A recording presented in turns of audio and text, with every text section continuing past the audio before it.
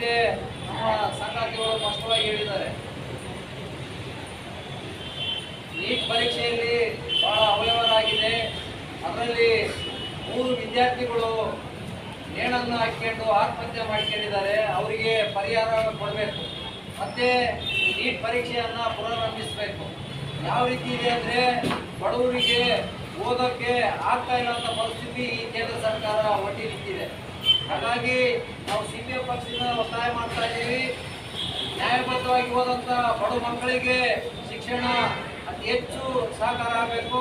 ಮತ್ತು ಶ್ರೀಮಂತರು ಹಣ ಚೆಲ್ಲಿ ಪಾಸ್ ಮಾಡುವಂಥ ಪ್ರಕ್ರಿಯೆಯನ್ನು ನಿಲ್ಲಬೇಕಂತೇಳಿ ಖಂಡನೀಯವಾಗಿ ನಾವು ವಿರೋಧಿಸ್ತಾ ಇದ್ದೀವಿ. ಅದನ್ನೇ ಏನು 3 ಹೊಸ ಕಾಯ್ದೆಗಳನ್ನು ತಂದಿದ್ದೇವೆ ಅದನ್ನು ವಾಪಸ್ ಪಡಿಬೇಕು.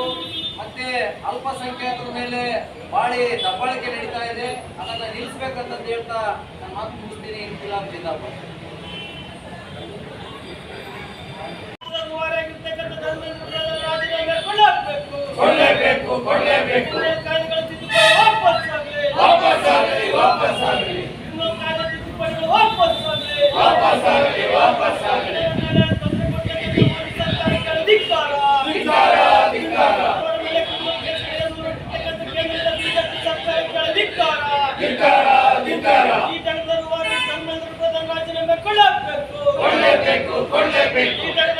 ಸಮಗ್ರ ತನಿಖೆ ಆಗಬೇಕು.